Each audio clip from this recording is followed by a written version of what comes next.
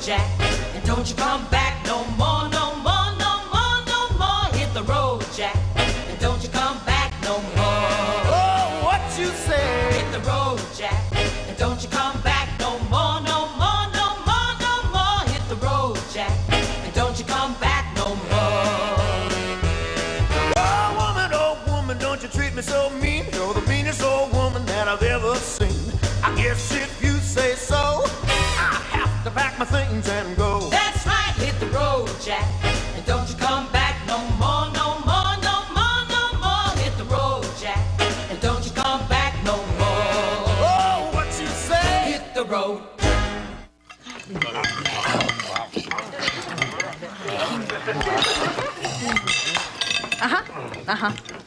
No, the dogs aren't fighting. That's just my dad and brothers eating dinner.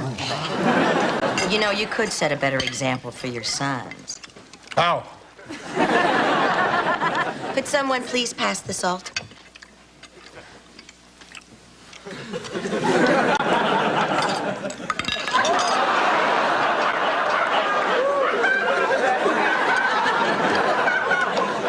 Who did this? I saw them do it. Hey, no one likes a rat. Now, that's not true. Cops, teachers, and mothers do. And I wish you would quit pretending to bond with the children. I don't want them to get too attached to you so they don't bond with their new, improved daddy that I yearn so desperately for. Oh, he's gonna be a wonderful man. Kind, rich, giving, handsome. He's gonna get me a ranch with a picket fence and horses, servants and huge closets and racks of shoes. Oh, God, for a man like that, I'd do anything. Could you pass the ketchup? You got arms, get it yourself. Hey, Mom, am I gonna have my own horse on that ranch? No. Am I even on the ranch? No. Will I know where it is? Certainly not for me. I wouldn't worry too much about it. Who's she gonna meet if when she was young and good looking, the best she could do was me?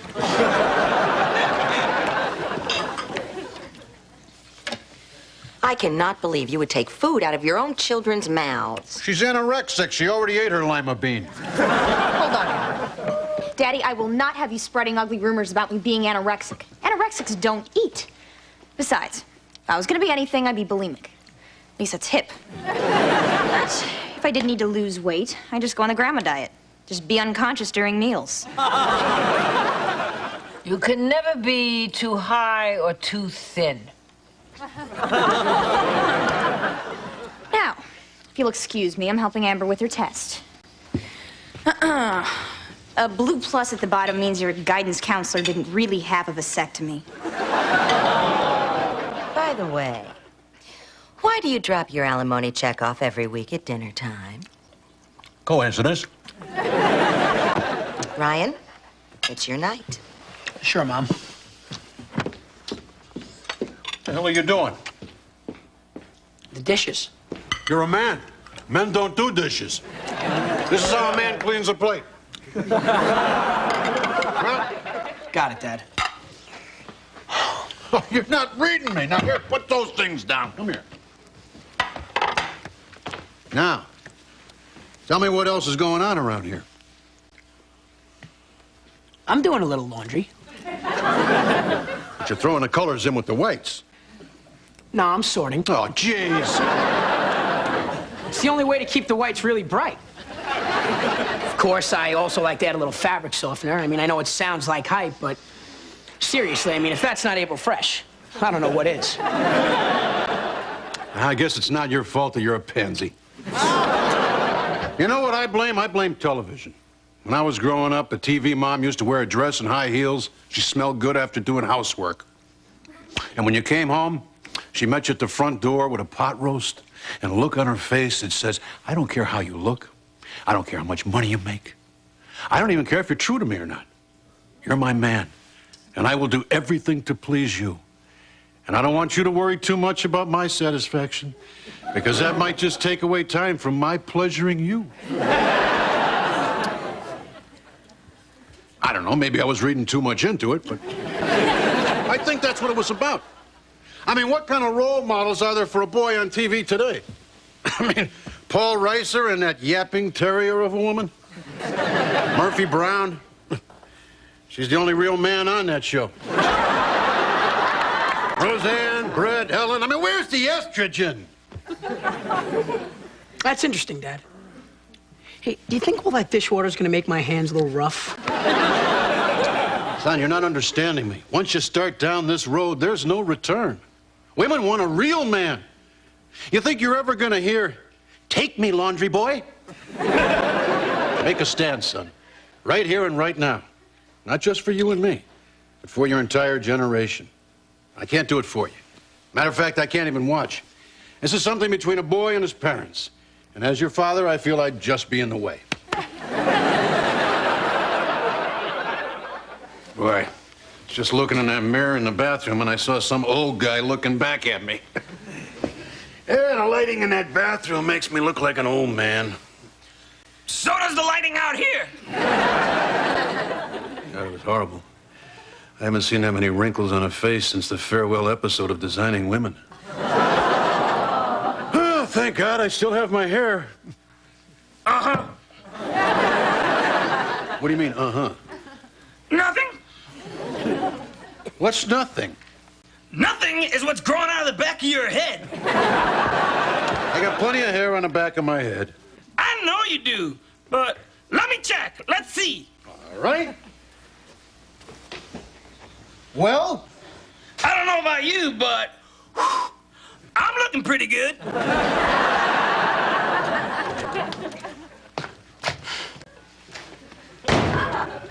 I guess it can get pretty lonely, huh, Dad?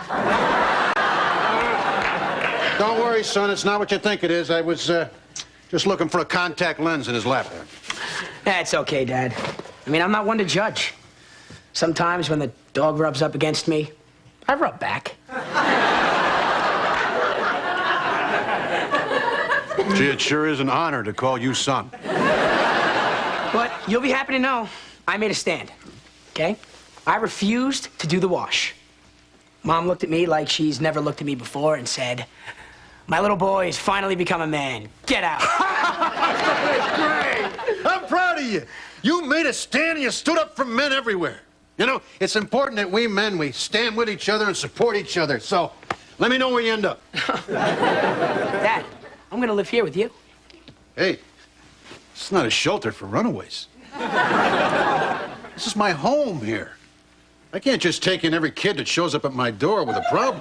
Well, look, Dad, if you don't want me here, then, you know. Oh, come on. Don't be so sensitive. It's just a first reaction. Lingering first reaction. Come on, this will be great. Don't worry about it. Give us a chance to bond. Say, maybe I should help you with your homework. I mean, if you applied yourself a little bit more, maybe you'd do better in school. Who knows? Maybe you're not stupid. I'm not following you, Dad. I guess there's really no point in doing homework. How about a cool drink? Cool. All right. Now, all I got is mustard and beer. But I'll tell you something. What with you being kicked out of the house by your mom and almost flunking out of school, I think you might be ready for your first sip of beer. I'll never forget the first beer I shared with my dad. Yeah, I'll never forget it.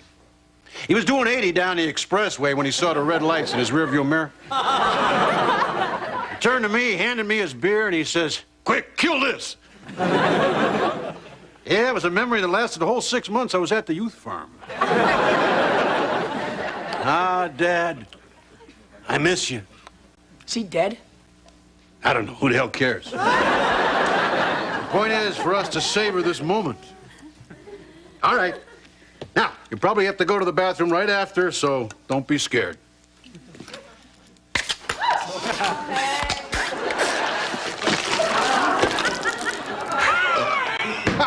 Well, that was great! Now, that was called shotgunning, and you just did it naturally on your very first beer! Who knows, Dad? Maybe we finally found something I'm good at, huh? I think we did! I don't think I've ever had a better time. I'm gonna go home now. No! Son, you can't go now. Your mom's gonna cave in and come back for you any second. After all, you're her firstborn. Probably mine, too. But, you know, women are emotional. She'll come back here weeping, begging for her little boy to come home. What did I tell you? There she is now. Now, she's going to be very vulnerable, so only make her beg a little. Here's the other one. Good luck. What kind of a cruel joke is this, bringing me my own children? Just think of it as a sperm refund. After all, you always said you wished you had it back. What did you do, son? I used the guest soaps in the bathroom. I'm a rebel too, you know. That's my boy. Yep, that's your boy. And this is your boy. And this is where they live now.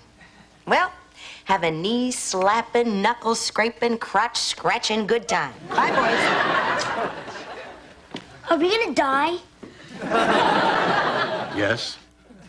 But there's no sense tempting it by traveling on a commuter airline. Now, what I think we should do is just continue on as if everything's going to be okay. All right? Now, what would you be doing if you were at home right now? Homework. All right. Let's see if we can help the little guy out with his homework. The process by which plants turn sunlight into food is... Photosynthesis. Look, Ross, you can make up any answer you want. But my advice to you is to go into class and sit next to an Asian kid.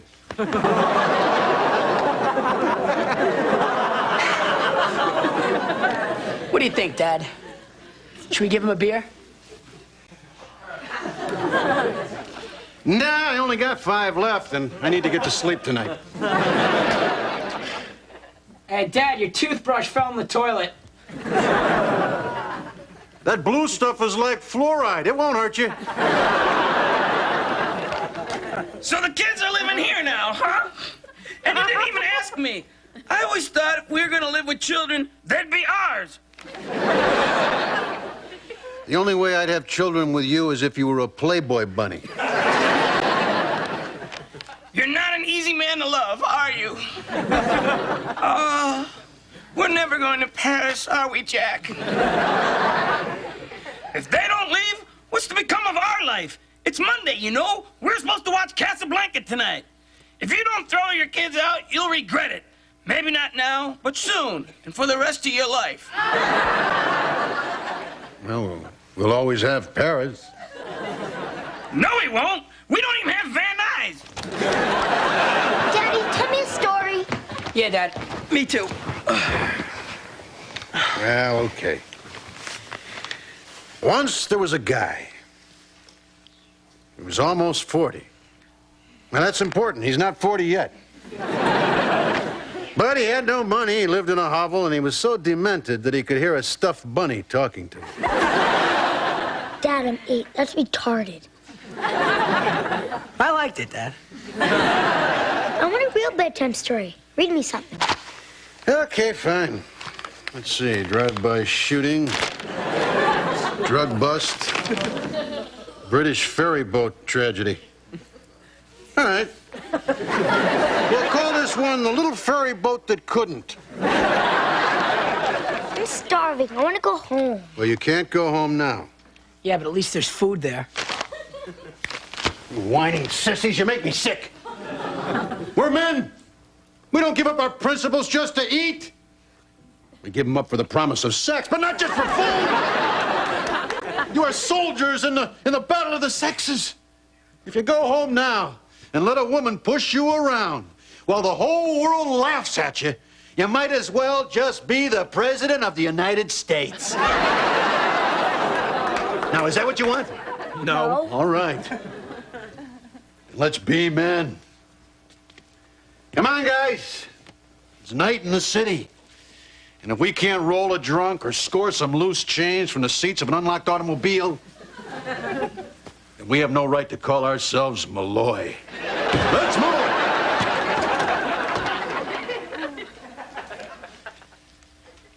I never realized how quiet the house was without men.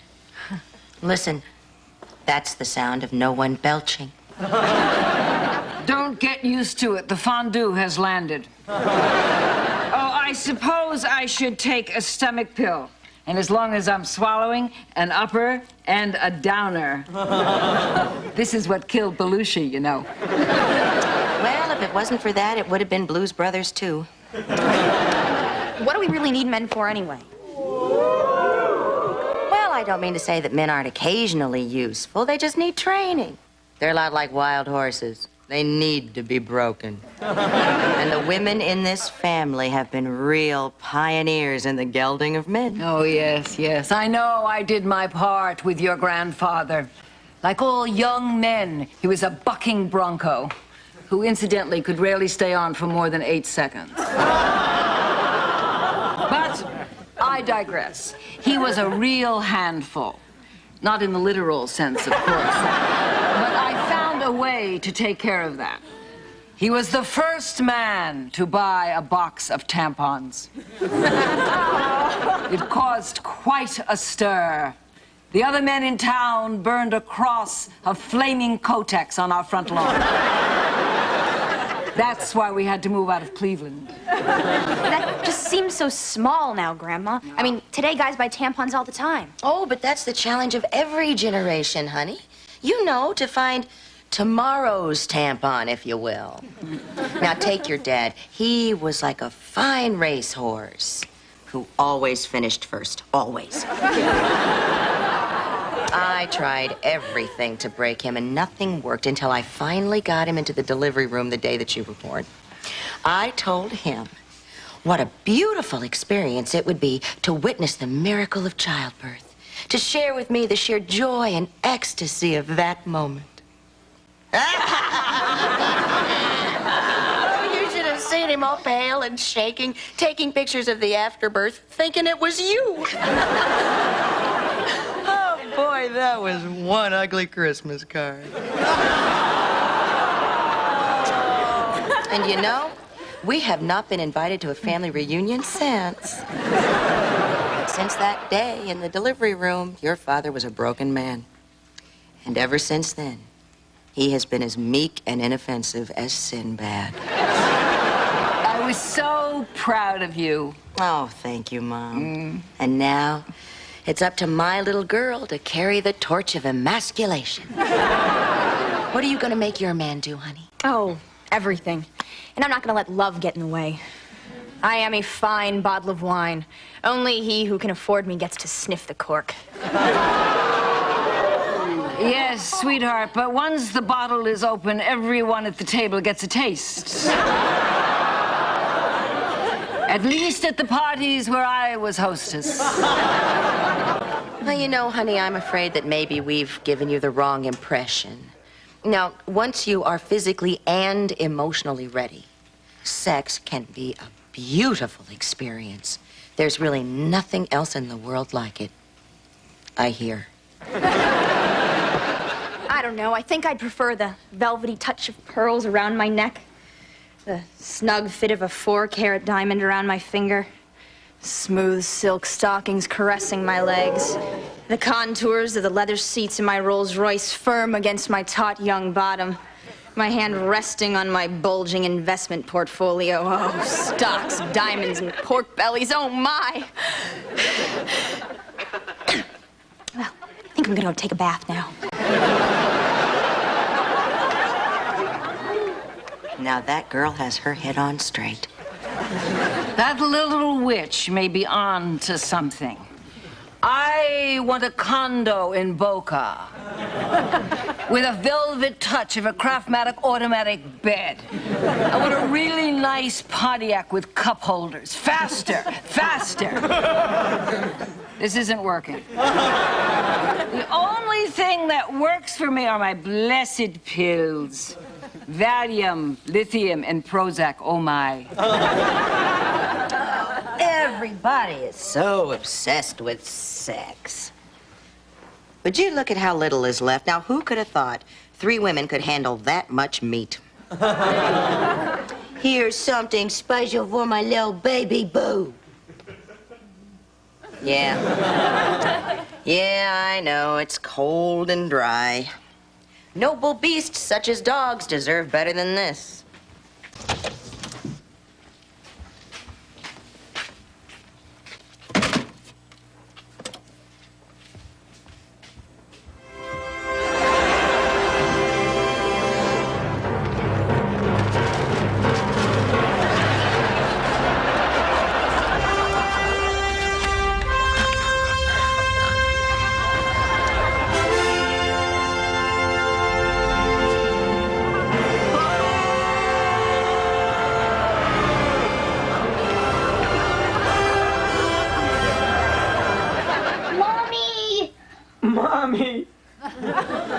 Cut it out, you crybabies. It's just a little food poisoning. Mommy. Oh, Mommy. You hurl on me and I'll kill you. Well, I think we proved our point. After all, we did get the women folk to come crawling back to us. Dad, they picked us up at the emergency room, okay? We had food poisoning. Still, technically, a win for us. And these are the winner's aprons? You know you have no future, right, son? Dad, you're supposed to put the glasses in upside down. I know. It seems small, but we're sowing the seeds of revolution. Now, pass me a plate that's not dry yet. Dad, it's too dangerous. I'll give it to you, Dad. That's the voice of the future talking, you punk. What's all that talking in there? Nothing.